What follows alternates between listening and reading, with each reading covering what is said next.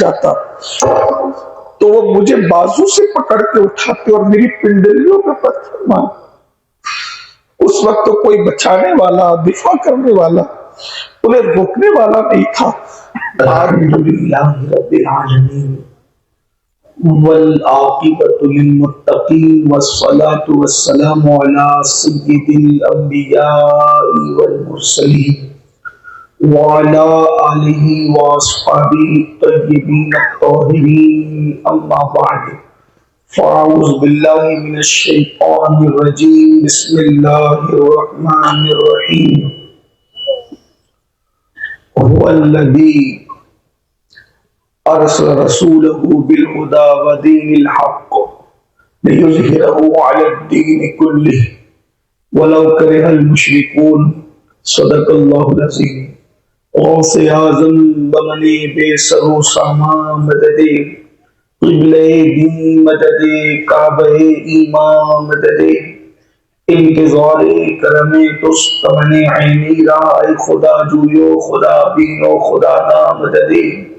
بگردہ بے بلا افتادہ کشتی، ضعیفانو شکستہ رات و پشتی، بحق کے خواجہ عثمان ہارون مدد کن مدد کن مدد کن یا معین الدین چشتی. انتہائی احترام و عقیدت کے ساتھ اپنے اور ساری کائنات کی مرکز عقیدت انیس بے کساں چارہ سازی درد مندہ، ہم غریبوں کے غم گسار، ہم فقیروں کی ثروت، شہر یار ارم تاجدار حرم، نوبہار شفاعت، شب اسرا کی دولہا نوشے بزم جنت، دانائے سبل مولائے کل ختم الرسل، خسرو خوباں سیاح لامکہ وجہ کن فتح، در اللہ المکنون سر اللہ المخزون، عالم ما کانا وما یکون، آب و گل انبیاء جان و دل اصفیاء، مطلع ہر سعادت مقطع ہر سعادت، خلاصہ کائنات فخر موجودات، حضور احمد مجتبی محمد مصطفیٰ. ارواحنا فدا صلی اللہ تعالی علیہ وآلہ وصحبہ وبارک وسلم کی بارگاہ بے کس پناہ میں جس طریقے سے پڑھاؤ سب مل کر بلند آواز سے پڑھیں. الصلاۃ والسلام علیک یا رسول اللہ، الصلاۃ والسلام علیک یا نبی اللہ، الصلاۃ والسلام علیک یا حبیب اللہ، وعلی آلک واصحابک یا نور اللہ، صلی اللہ تعالی علیہ وسلم.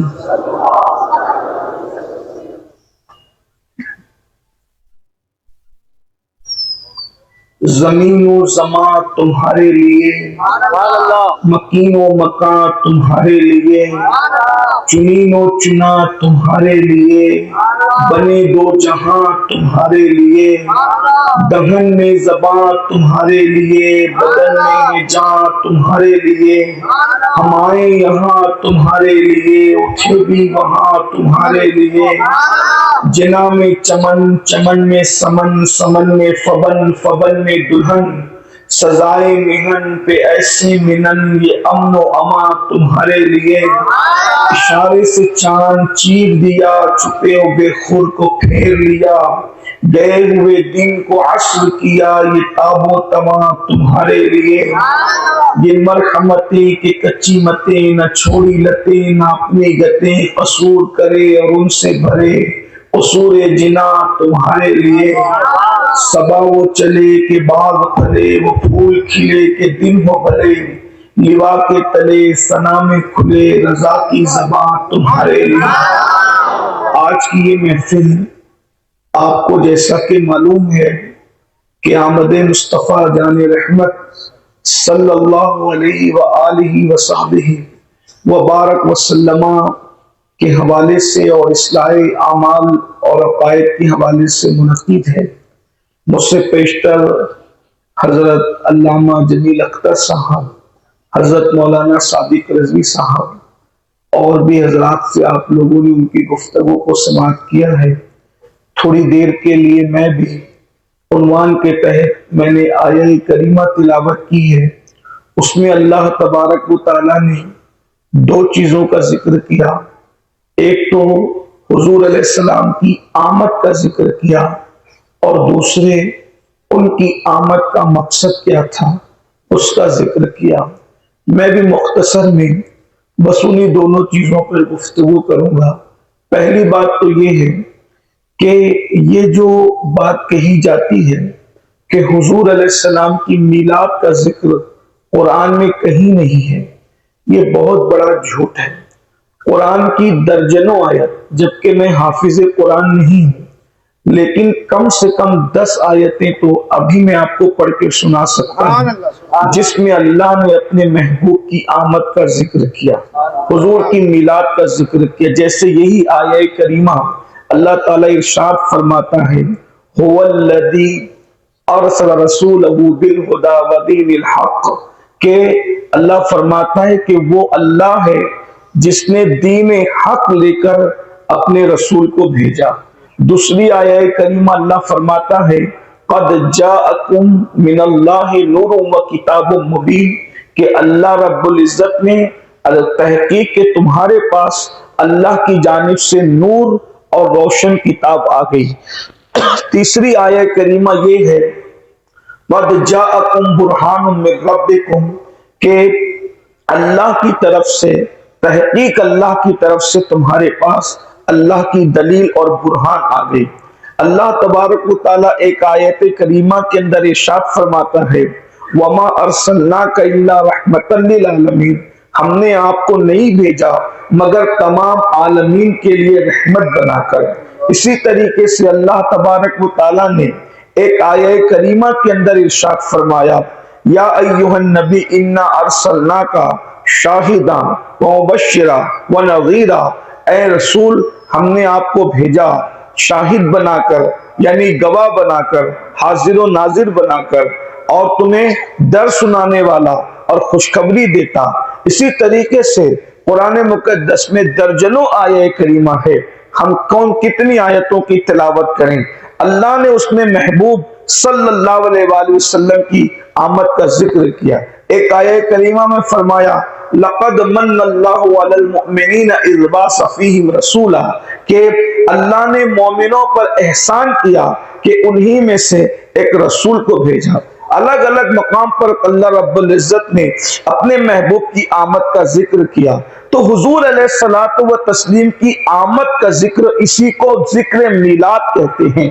آمد مصطفیٰ کا ذکر یعنی میلاد۔ آنا کس کو کہتے ہیں؟ میلاد، حضور کی میلاد کو آمد کہتے ہیں، آمد رسول کو میلاد کہتے ہیں، میلاد رسول کو آمد رسول کہتے ہیں۔ تو قرآن میں تو اس کا ذکر موجود ہے۔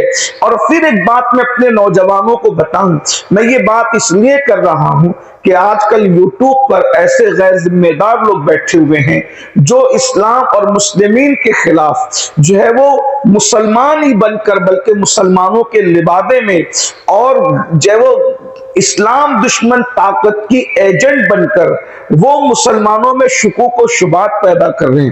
آپ لوگوں کو بہت ہوشیار رہنا ہوگا کہ تقریر کس کی سننی، گفتگو کس کی سننی، کس کی نہیں سننی، اس لیے کہ جو مسلم کے لباس میں ہے وہ کوئی ضروری نہیں کہ اسلام کا نمائندہ بھی ہو، ایسا بھی ہو سکتا ہے کہ وہ اسلام دشمن طاقت کا جو ہے وہ نمائندہ اور ایجنٹ بن کر صرف شکوک و شبہات پیدا کرنے کی کوشش کر رہا ہو۔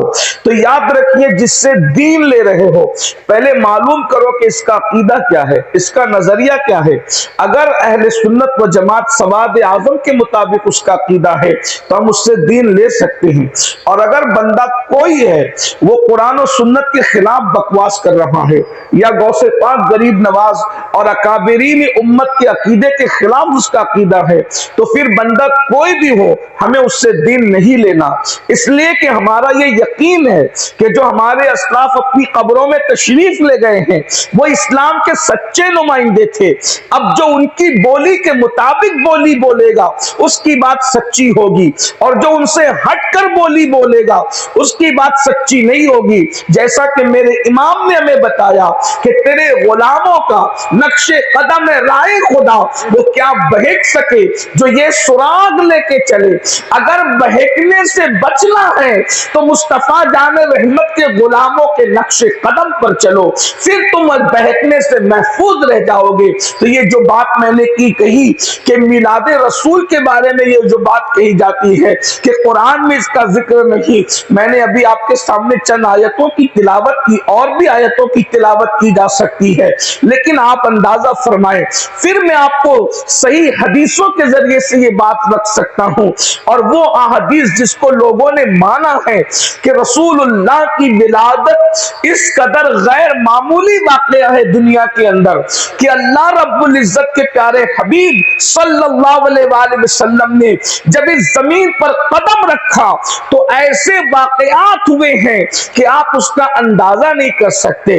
مثال کے طور پر اب میں تھوڑی دیر حضور کی میلاد اور آمد پر کا ذکر کر رہا ہوں تاکہ آپ کو احساس ہو حضور علیہ السلام کی ولادت کوئی چھوٹا موٹا واقعہ نہیں تھا، بلکہ جب حضور کی ولادت ہوئی ہے تو اللہ کے رسول علیہ السلام کی ولادت کے وقت الگ الگ نشانیوں کا ظہور ہوا ہے.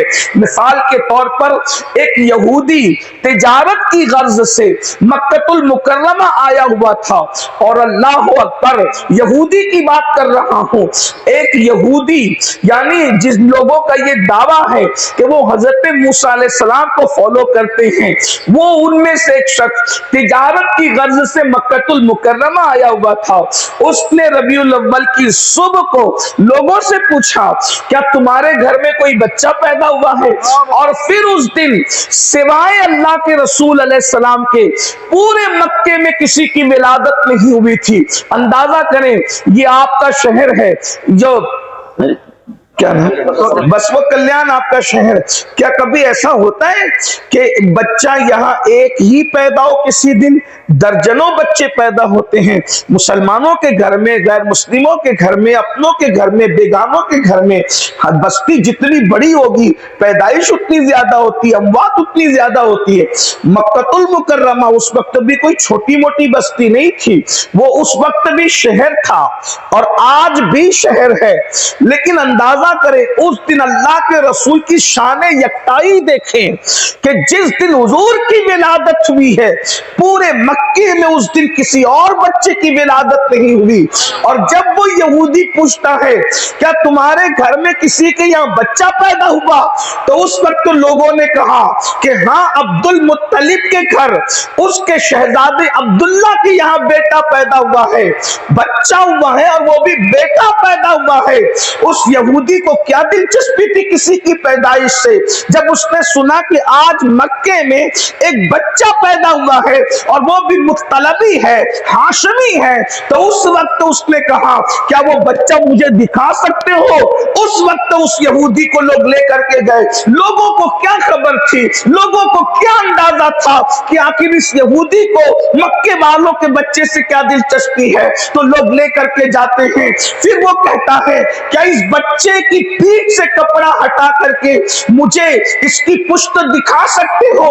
جیسے ہی ابھی تو لوگوں کو پتا بھی نہیں تھا کہ پیٹھ پر بھی کوئی چیز ہوتی ہے یا پیٹھ پر بھی کوئی چیز موجود ہے.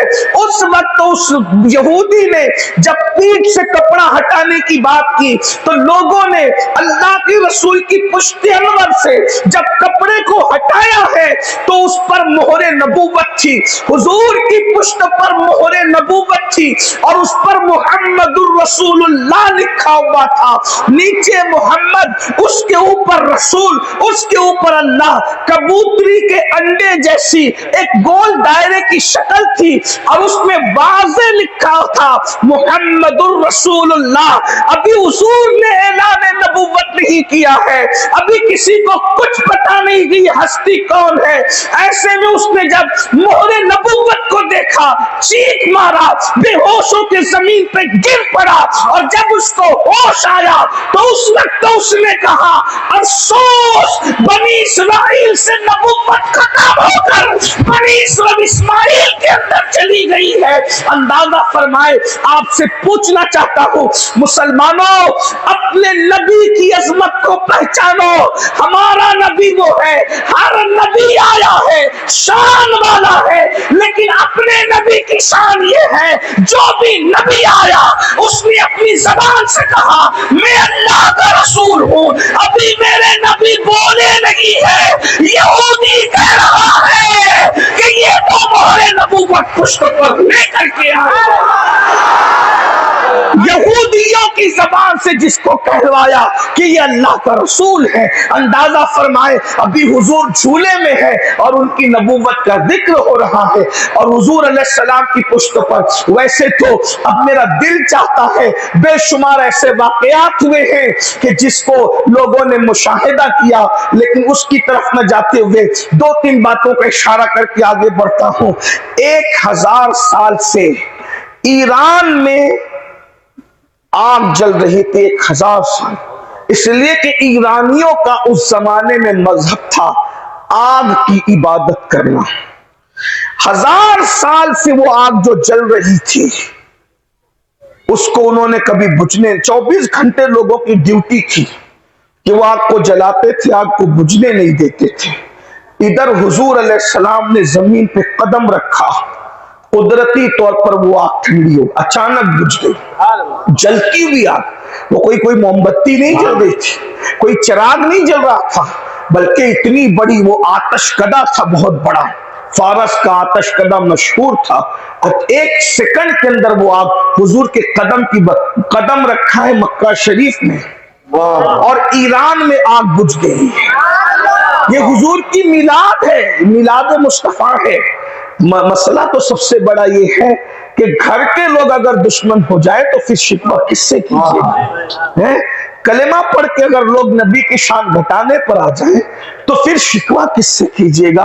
और आपसे भी कहता हूं, कोई लाख कलेमा पढ़ ले, लेकिन अगर वो हुजूर अलैहिस्सलाम की शान में हल्की बातें करता है तो आप कम से कम वफादार रसूल होने की हैसियत से इतना जरूर कर लीजिएगा कि उससे आप फासला बना लीजिएगा, क्योंकि कयामत के दिन मौलवी साहब ने जन्नत में नहीं ले जाना है, कयामत के दिन मौला मुस्तफा जाने रहमत ने जन्नत में ले जाना। जो उनका वफादार होगा वही जन्नत में जाएगा, इतना ख्याल रखिए। मैं किसी को गाली नहीं दे रहा हूं, किसी पे टिप्पणी नहीं कर रहा हूं, लेकिन आपको इतना कहना चाहता हूं, अपनी आखिरत के मामले में अगर आप बहुत संजीदा हैं तो आपको रसूलुल्लाह का वफादार बनना होगा, हुजूर अलैहिस्सलाम से वफादारी करनी होगी।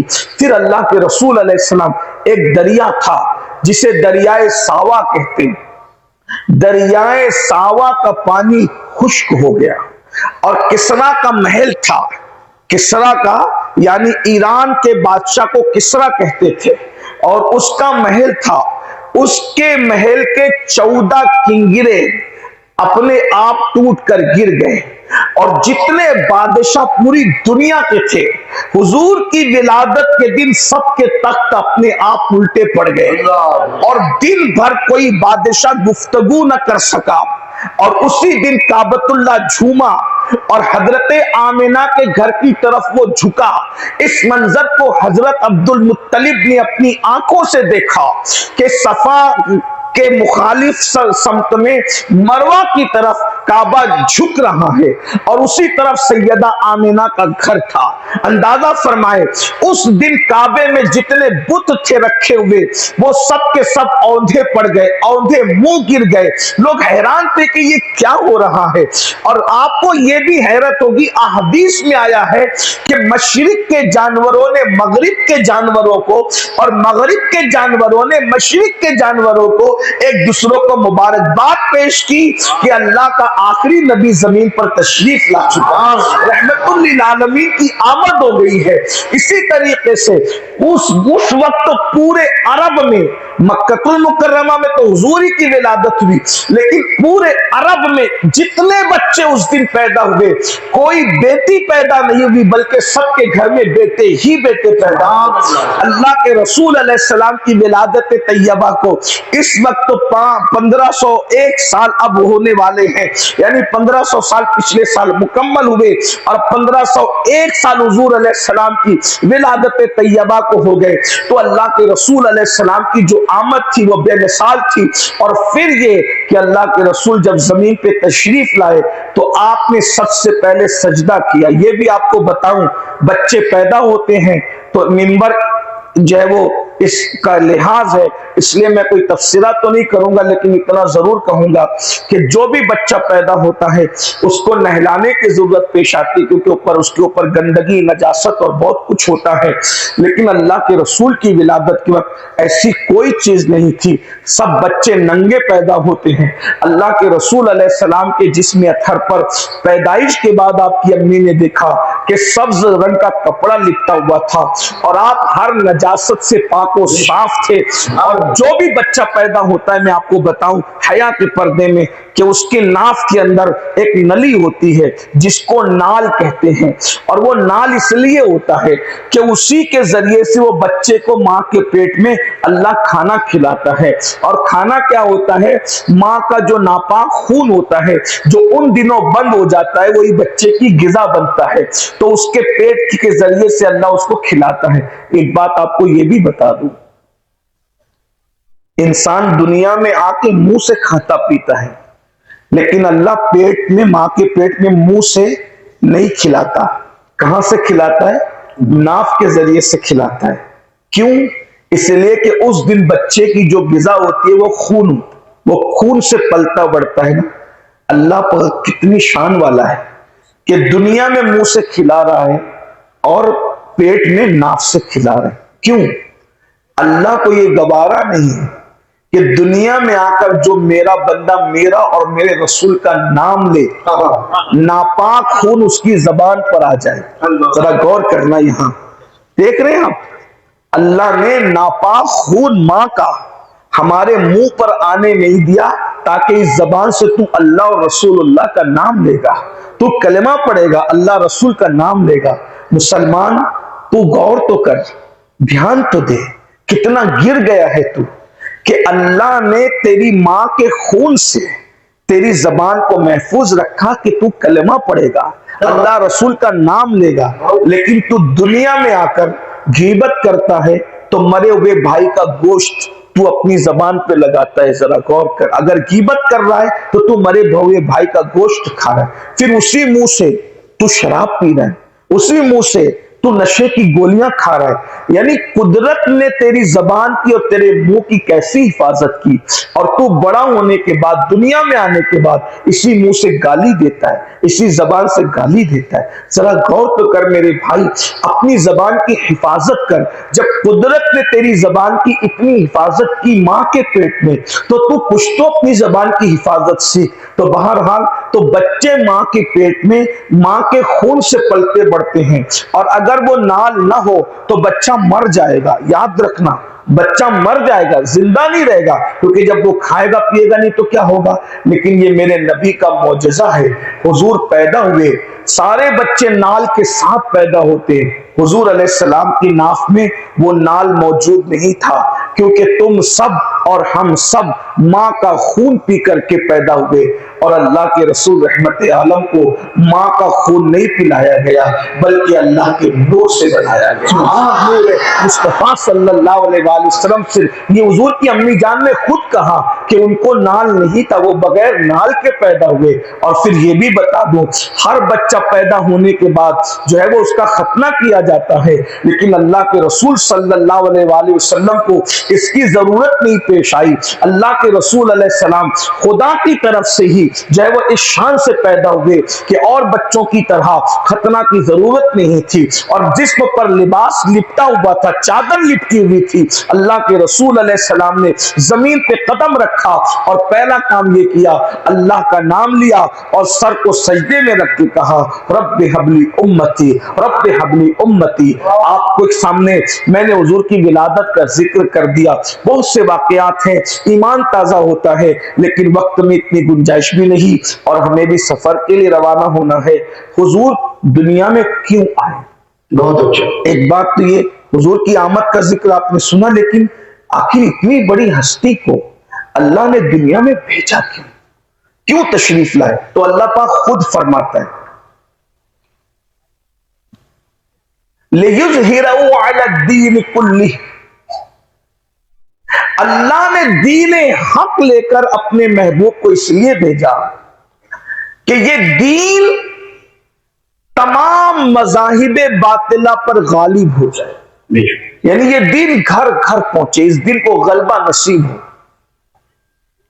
لِيُظْهِرَهُ عَلَى الدِّينِ كُلِّهِ وَلَوْ كَرِهَ الْمُشْرِكُونَ، اور اگر مشرکین برا مانتے ہیں تو وہ برا مانتے رہیں، اللہ نے غلبہ دین کے لیے بھیجا۔